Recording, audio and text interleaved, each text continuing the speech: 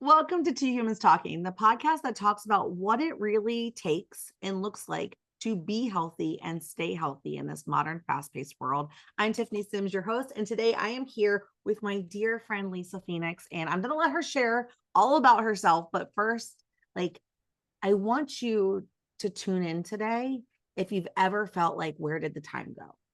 If you've ever felt like you're on the hamster wheel of life, you're not really sure where the exit is, how to get off, how to even stay in your seat anymore, like you feel like it's just taking you for this ride that you didn't really sign up for, today's conversation is going to be for you. This woman is absolutely magical. I am so blessed that I get to spend so much time, multiple calls a month with her to just share what's happening in life and to share what we've been growing through and what we've been learning and what we've been struggling with. And if you don't have friends like that, I encourage you to go grab them. You can always come inside the Modern Woman Society. We have space for you.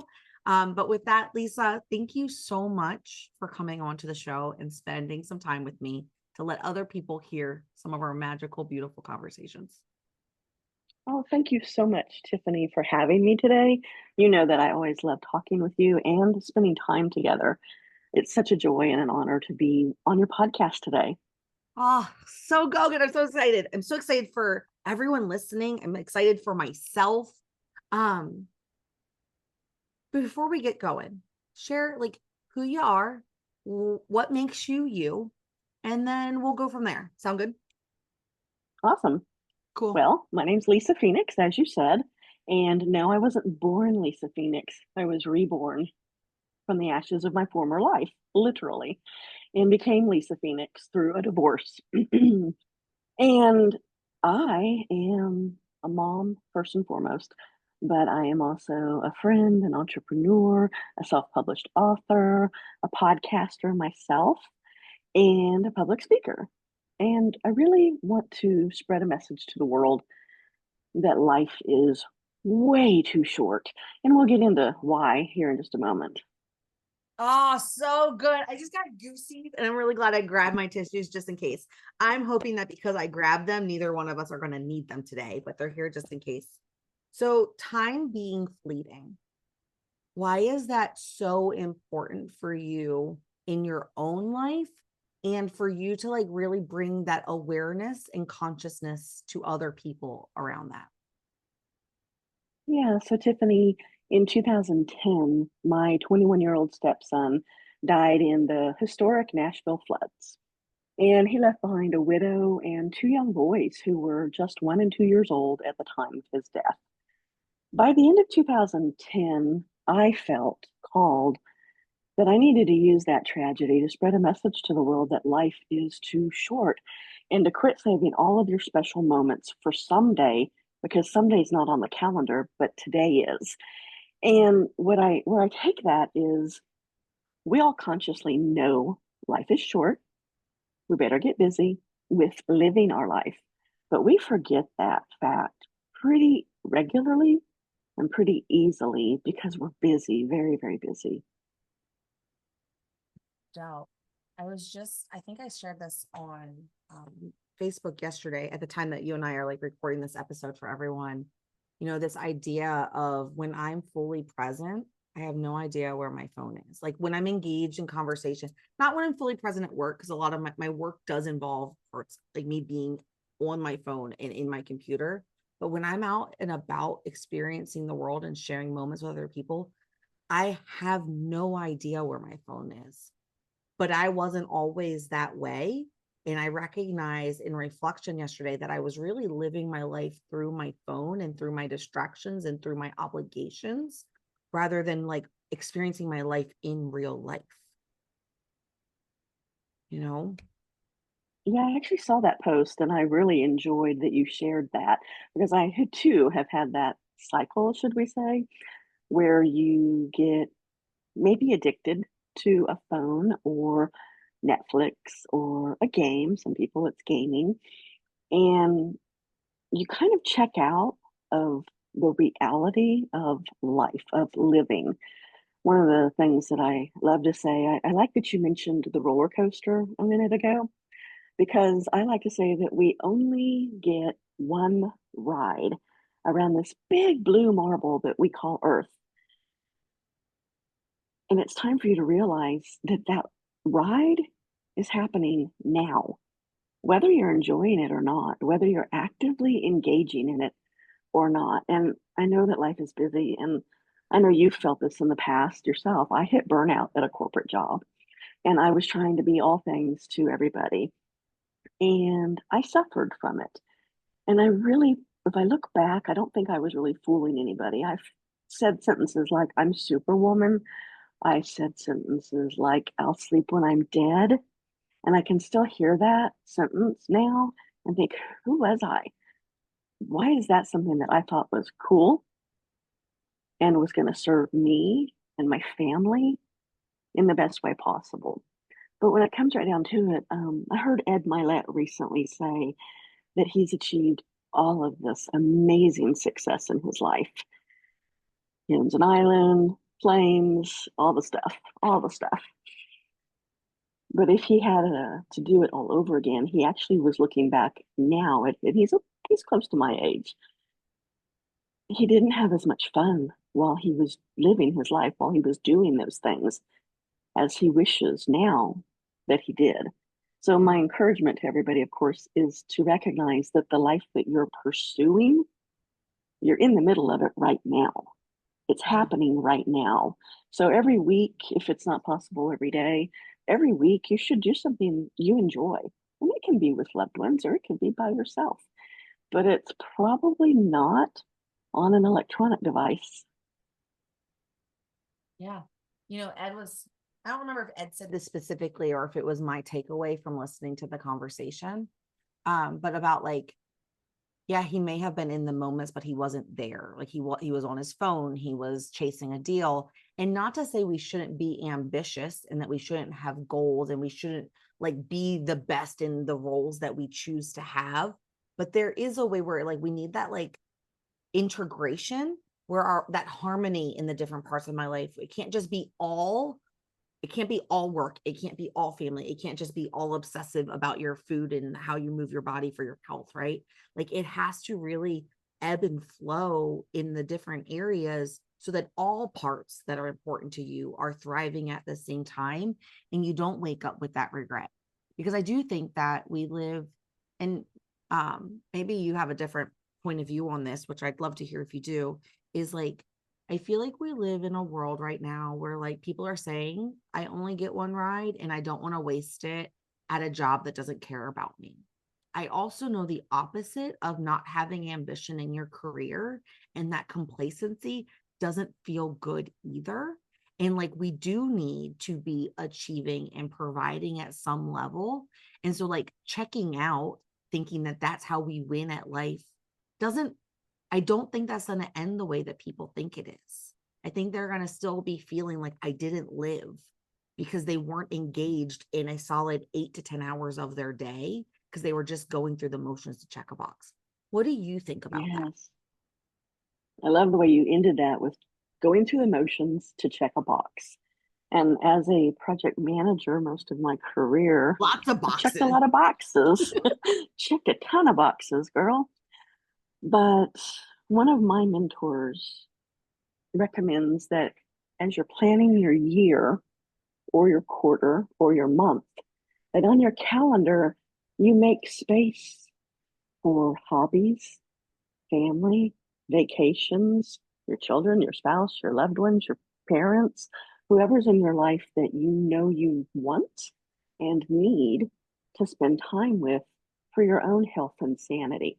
And if you block those movie night, trip to the mountains, going to Greece or whatever it might be, if you block those times on, for me, as you know, Tiffany, it's a concert a lot. Like last night, I saw Gaelic Storm, and that's my happy place. I'm And I so was happy with my about it. son. You had your son with you were listening to music, you were out experiencing life, and you look so genuinely just like present and alive. And it was so good to see. Did you? So, like, we all say that, and we all know that, and we all recommend it to our friends.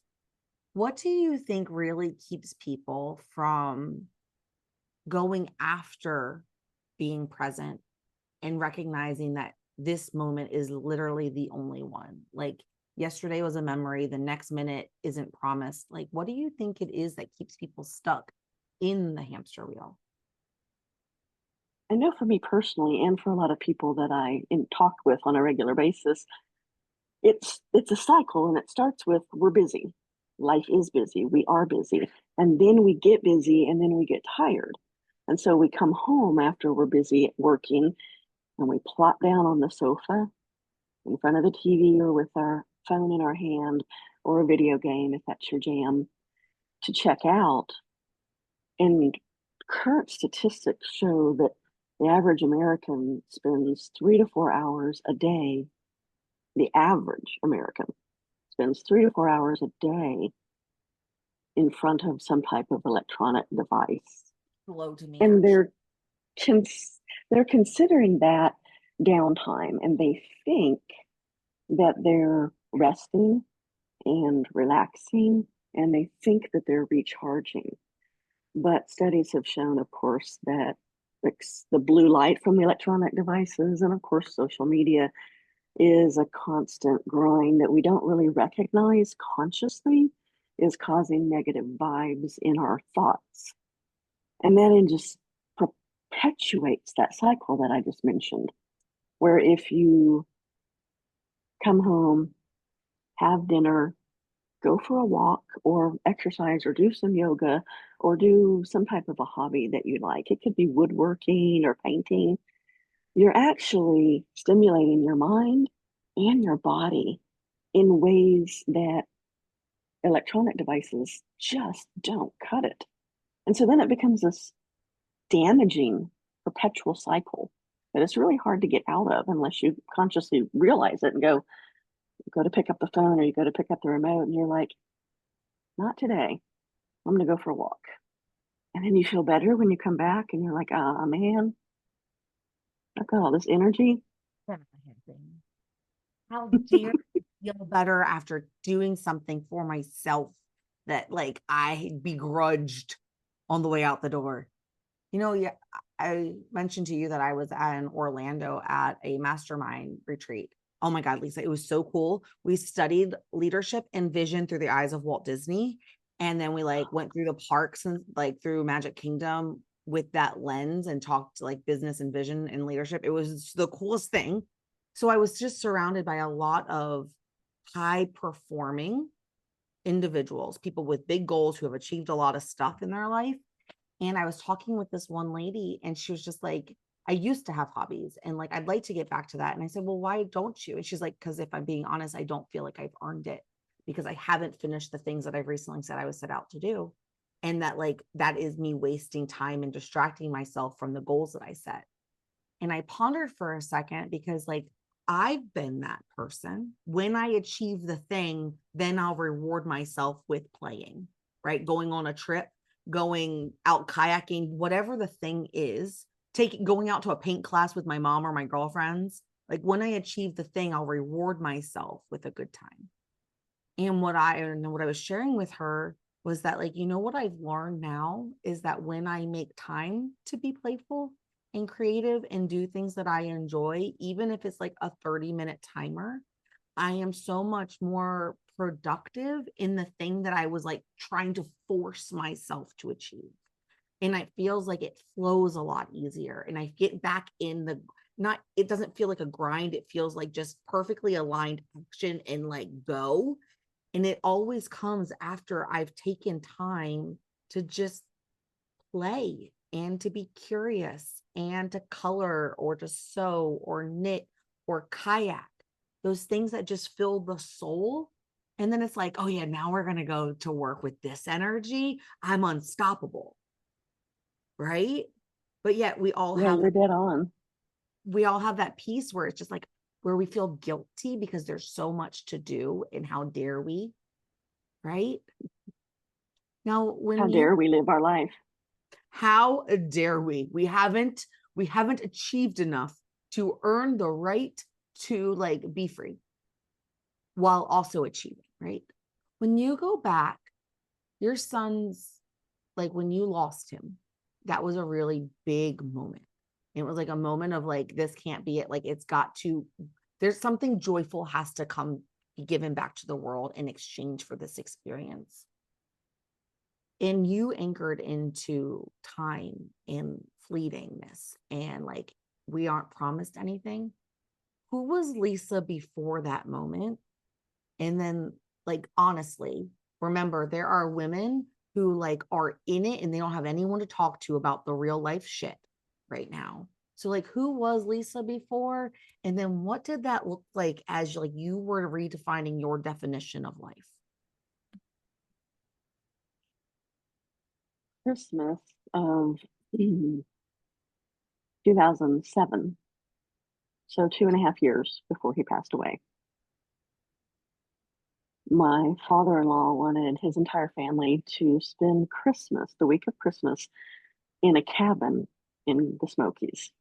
So we rented a huge cabin, and 22, me and 21 of my in-laws stayed in a cabin for a week. Unfortunately, I had a payroll go live January 1st at work. So that version of Lisa played with my family from 10 a.m. to 7 p.m. and then worked from 7 p.m. until 2 a.m. and then slept and then got up, made breakfast, made sure everybody was taken care of, went to Dollywood and all the things that you do while you're in the Smokies. Um, and then I helped Santa out because some of the kids were concerned that Santa might not know where we were, since we were going to be there Christmas morning. And I bought gifts to put under the tree, and then I bought stockings, and then I bought little itty bitty ornaments that were hand painted, not by me, with the names of all 22 people, and filled the stockings with candy and little games and knickknacks. And I made sure that with everything else I just said that I was doing, that Christmas arrived Christmas morning. And every time I left the house to go on my Mrs. Claus runs, I wouldn't let anybody go with me. But the last time I went to leave was to get the little ornaments, my little Mrs. Claus friends, was to get the ornaments. And Joshua, who's my stepson who died, was sitting in the car when I came out. And I'm like, it's going to ruin the surprise because I don't care. I'm going with you. And I will always have that memory of going with him. And a couple of the family members had some names that we were looking at each other going, how do you spell that? How do they spell that one? So we had this wonderful moment together.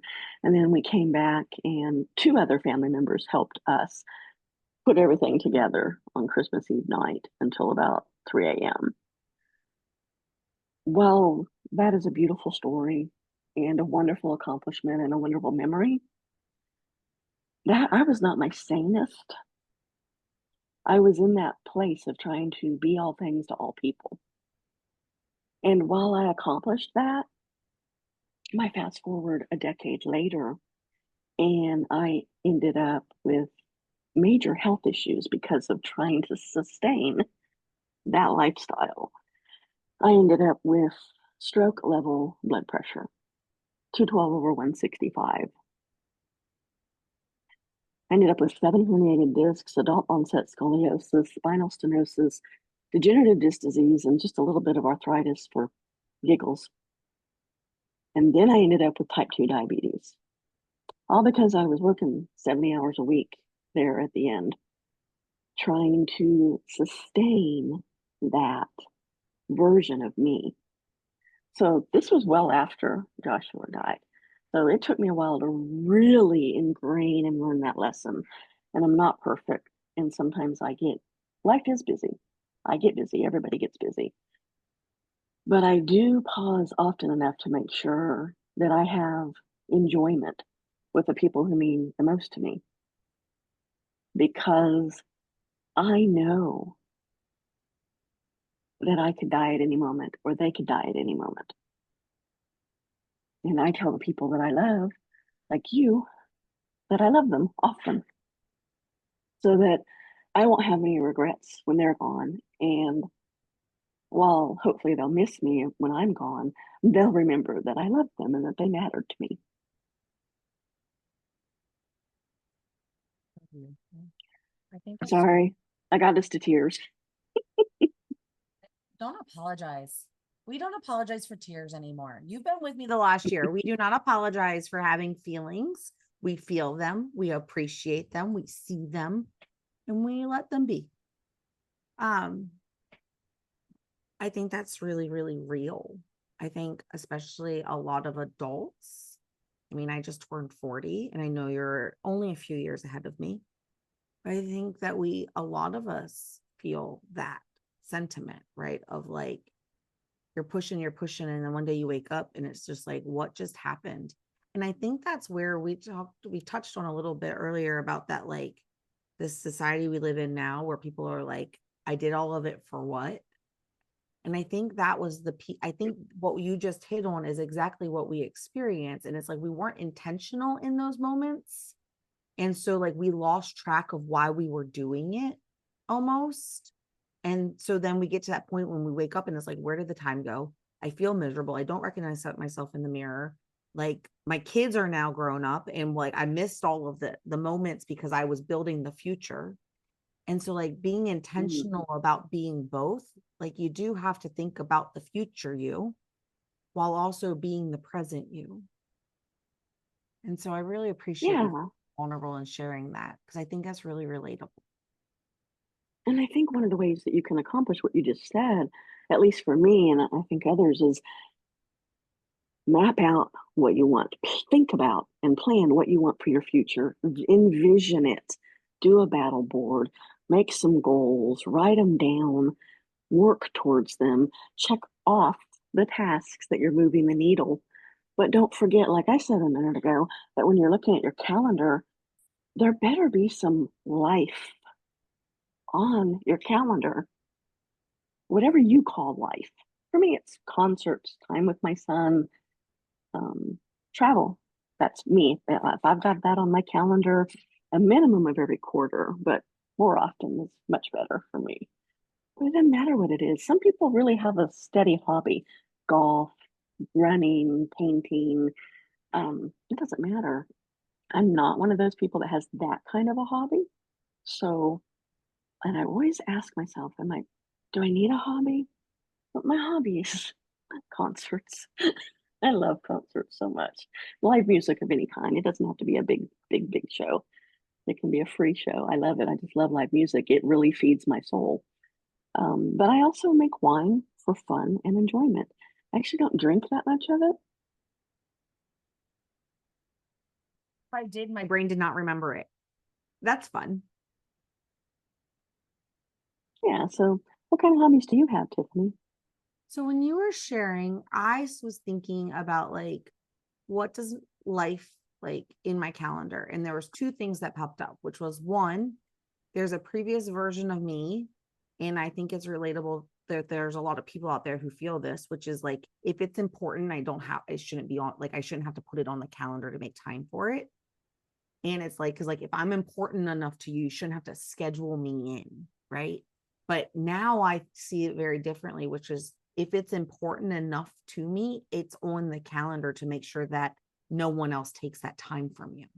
It's not me scheduling you in, it's me making you a priority, right? Yeah. And so when if you were to look at my calendar and you said, is life on your calendar? I was like, it really is. Because for me, parts of life is like enjoying and being present outside. And so on my calendar every morning is walk Lexi. It's on my calendar twice a day. And and so like that's built in. Did I go outside and look at the birds and appreciate the water that is flowing and breathe the air and like be irritated that my neighbors drive too fast through the neighborhood? Like, did I go experience life outside of my house? Um, and the one thing that I would like more of is I did just come from a really big travel trip. And so like I don't have as many, like I really love learning. I love being surrounded by other people who see a bigger life and really appreciate that we're the creators of our own realities and take control, like take ownership and responsibility for that. And so, like, I need to be more intentional about creating that space for 2025 as I look at the calendar, making sure that those are built in, not just by default when they pop up and someone invites me to go. Um, this might sound really cheesy to other people, but living life to me is having genuine heart to heart, soulful conversations with people. Like that fills my cup. It makes me feel more alive than anything else in this world, is truly sharing space and communicating about my thoughts, my dreams, how I see the world, hearing how other people interpret the world and their experiences and what their takeaways from hearing someone else speak were. And so I was sharing that that I really did you hear me share about like peopling being a part of Communities and the mastermind and learning from people. Yes. like I really like that is living to me. And so like I'm going to be more intentional about putting those things on the calendar. And then I've been really intentional about like um scheduling time like with my mom and going on adventures with her or going kayaking with Jeffrey or riding our bikes. Like those things I have been more intentional about putting on the calendar because like why am I not riding my bike more often or using my kayaks or like making time in those ways? And so for me that's what life and living is. And so, but I think it's individual for everyone. Other people enjoy going out to eat with their friends and they're not doing much of that. And so, like, how do you incorporate that into your day? And I would say it starts with deciding what living is for you. Yeah. Yeah, I agree. You need to decide what it is for you. What is meaningful to you? What do you enjoy? What makes you happy? And if you're not sure, try a few things on for size. Because as we grow up and grow older, what living means to us changes, and that's As okay. it So you should. don't have exactly. Yeah, we are living beings. We are growing older every day. And sometimes our likes and our dislikes and our hobbies and our friends change. And that's all okay. Kind of, you mentioned something a minute ago, and you mentioned the word flow. And I really think that a life well lived should feel like flow. Not 100% of the time. Sometimes it's grind. It just is. But it can't be grind all the time. And it can't be flow all the time. But you can flow through the grind and I was sometimes about to just say that. I was blast like, it but off. what if they could be both simultaneously? We're just like, in each other's heads. But Because yeah, I if you agree. can, that I think that's a level of emotional regulation, though, that some people don't have. But you can still enjoy your life and live your life and muddle through the difficult moments until someday you get that emotional regulation where you are in flow even when life is difficult. And as we've discussed, I have lived through some very extremely difficult, hard times. I don't think I'm unique in that way. I truly don't. I think everybody has had their own version of difficult times. That's part of life. It's not easy every day. But if you can learn from it and grow and share it with others, you'll find that you are growing and enjoying life. And just really comes right down to it, living your life while you're here, because you've only got one shot, whether you Yeah. enjoy it or not. So I'm going to ask you a really personal question. You can send me like dagger eyes. It's going to be okay. So I feel like when we come on, when we like talk in this manner, like it's our best self showing up, right? It is our highest self. It's the one who has her stuff together. It's the one who's seeing the world most clearly and is really sharing her best lessons.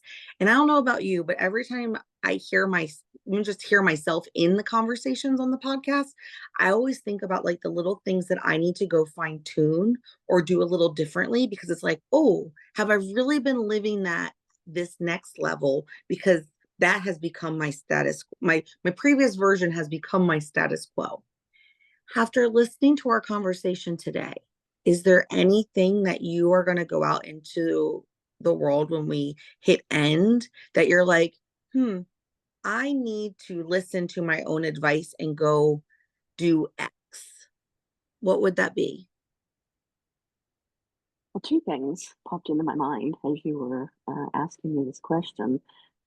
One is that my calendar for next year, I am going to put on it some of the concerts and or trips that I have planned, even if they're just ideas. If everything works out and I can uh, make it happen, I want to go to this event in this location on these dates. I'm going to pencil that into my calendar. Any concert tickets that I've already bought, I'm going to make sure that they're on my physical, like tangible calendar. Those are already on my phone calendar. I kind of live off of my phone calendar. It tells me where to be and when to be there. Right? But my physical calendar is something that I can look at and go, yeah, that year, look, I had this. And you can look at a month. And as you're scrolling through the pages and you go month after month after month, and you're like, there's no fun. Where's the fun? So And one of Sean, the first things I'm going to do is make sure that my life, my fun, is written down in my physical calendar so that I can see it and I can remember it and I can make sure that if there's not enough for too many months in a row, that I'm like, okay, well, what do I want to do? What would be fun that I could do? And then the second thing is I'm gonna make some more wine because in the past 3 years, I've only made one batch and I give it all away, 98% of it. Well, I mean, I'll have one bottle. But when you make a 5-gallon batch of wine, it's 30 bottles. I don't need that. who needs 30 bottles of right? You don't need 30 bottles. Well, when I was married, my ex liked wine and his dad liked wine and some of the other family members liked wine. So I had a plethora of places for it to go. Now, as a single person, I have a few friends, but I don't, I have to make 1-gallon batches now that only make 5 or 6 bottles so that I can keep one for myself and give, 4 away. But Excellent. I enjoy it. I'm gonna ask you about both of these things tomorrow when we see Judy, just so you know. Be like, Awesome. did you do what you said you were gonna do, Miss Lisa? I heard a I friend, so love the accountability. I you're gonna love this. One of the women at the mastermind that I was at, she had the most gracious way of calling I call bullshit. So she was asking another woman, like, did you do X, Y, and Z that they had talked about earlier? And she was literally giving her the runaround for all the reasons why, like because you could tell she was nervous and uncomfortable about the thing. And she just looked her in the eye and she goes, it's okay. I know you're a woman of your word. And I was like, Uh-oh. and I was like, that was the best way of saying I call bullshit is I know you're a woman of your word. You'll do what you said you were going to do. That is amazing and very poetic. Right? I Might was have to like, put that in my back pocket. I was like, So for me, we had to write our eulogies. I feel like my phone's bouncing all around on this stand. We had to write our eulogies. And one thing that I was really proud of is that what I wrote, if I was writing my own eulogy, was that if that day, it was yesterday, no, it was Saturday, 2 days ago, if that happened to have been my last day, everything in my eulogy would have been true, which would not have been true a few years ago. And some of the other people in the room recognize that the way they want to be remembered is not the way that they're currently living. And so they had some things to change. But one thing that I realized that I do want to be more intentional about is there's some people that like aren't in my backyard that I don't interact with regularly that we like you like love from afar and you send the text when you think of them. Well, if I really do love them as much as I say I do, I need to have at least one in person like interaction with them, like for those who live far away. And so I'm going to go look through that for the next calendar year of like where those people making sure that there's at least one, if not more, where like we both agree that we're going to do a thing that day. And so that's my action item going out.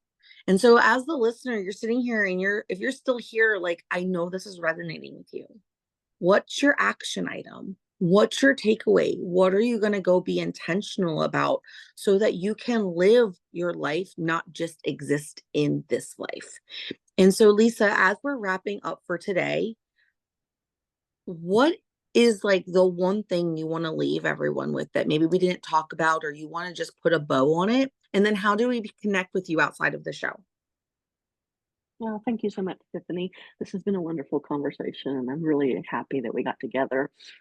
Um, I like to say, and while it's a sentence that sounds catchy, I've worked on it for a while, and I really think that it gives the message that I want to send.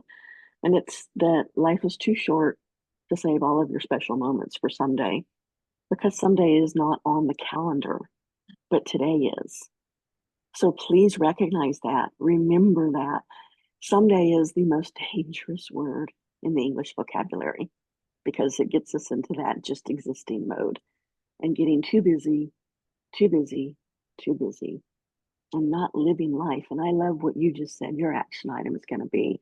So I would really encourage everybody to think about something that they could do over the next 90 days that they've wanted to do for a while. And if they died in 100 days, that they would want to have done it in those 90 days. Mm, so beautiful. How do we connect with you outside the show? Well, I'm on all the socials. I am Lisa Phoenix, Yeah, where you you are. can find me. And my website is dostuffyoulove.com. And I have a podcast called What About Today? I know that didn't surprise you. Not even a little bit. I love it so much. Thank you so much for sharing your heart. And with that, that's Two Humans Talking. I'll see you next time. Bye.